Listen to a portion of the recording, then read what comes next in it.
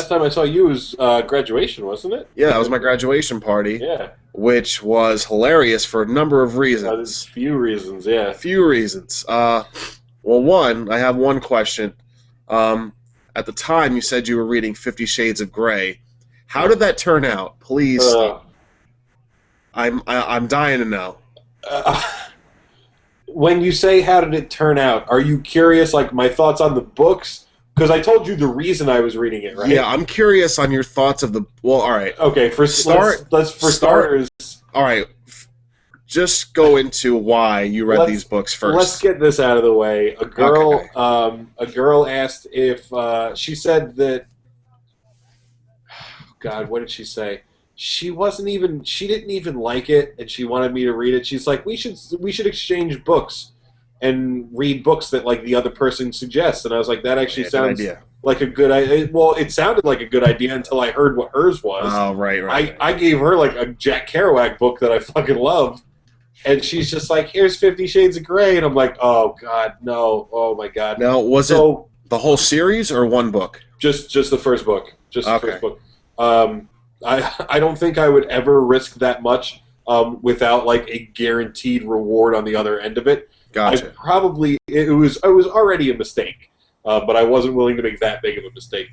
Okay. So I read this piece of shit. And obviously it didn't pan out because I obviously have this look on my face that it didn't pan out. Yeah. So, but what I did get out of it was a working knowledge of the premise for 50 Shades of Grey, which I'm sure they're adapting into something as we speak. So, you know. Hold on. Who stars in the 50 Shades of Grey movie? It's got to be awful. I don't know. Jamie Lee Curtis or Glenn Close. And you know it's not about old people, right? I don't care. It just has to be awful. All right, but what I tell you what this book is about, I think you're setting yourself up to gross yourself out. That's the point. Oh, I'm not going to see this movie. Everyone else will. So here's the rough premise. Okay. I'm not going to read this shit. So yeah, spoilers. I don't care. Go. A senior in college does her friend a favor that would never work ever, and agrees to interview this guy for the school paper that she doesn't work for, and she's not a journalism major, and she knows nothing about journalism. Oh. So she goes and interviews this guy who is like an insanely rich, like mid-20-year-old. He somehow manages to find her attractive. I don't know how, because she's very disrespectful to him and implies that he's gay. But somehow he overlooks all of the negative features about her and decides to spend the first half of the book trying to convince her to enter an S&M relationship with him. It's just all like bondage, rough, weird shit.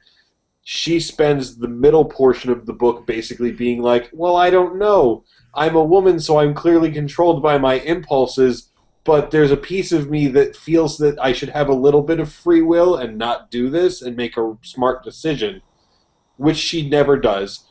She doesn't make a smart decision throughout the entirety of the first book.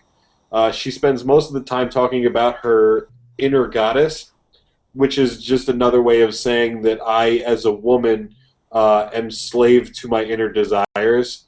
So her genius plot at the end, after like 18 or 19, or no, I think it was longer than that. They weren't big chapters. It was like somewhere like 27, 28 chapters of her basically going like, well, do I want him to whip me? I don't know, but he's really hot, so maybe I do. Her grand decision that she arrives at is, I know how I'll decide whether I like sadomasochistic relationships or not.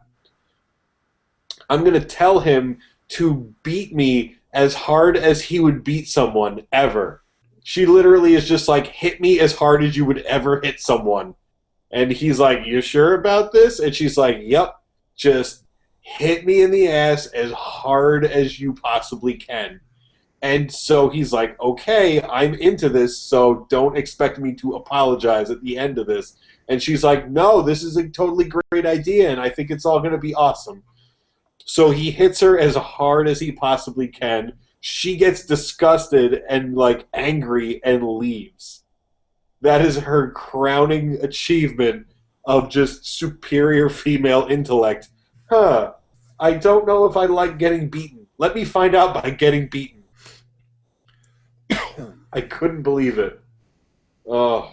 Like, people don't, like, try the UFC because they want to see if they can get beat up. I'll know how. I know how to find out if I like being punched in the face. I'm going to go have someone hit me bare fist in the face as hard as they've ever hit someone.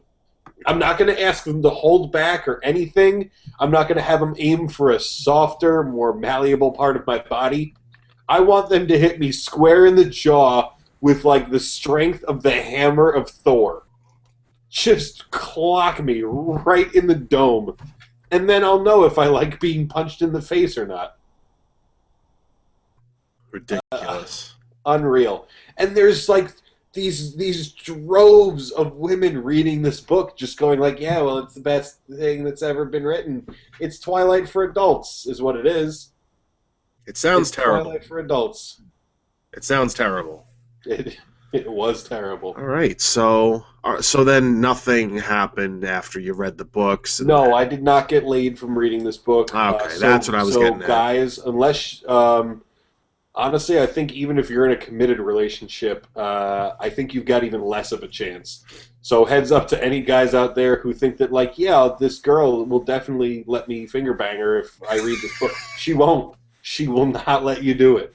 She is not going to let you. You're going to do it. You're going to feel miserable about it. And in the back of your head, you're going to go, well, but I'm going to score now. And you're not. And then you're just going to be even angrier.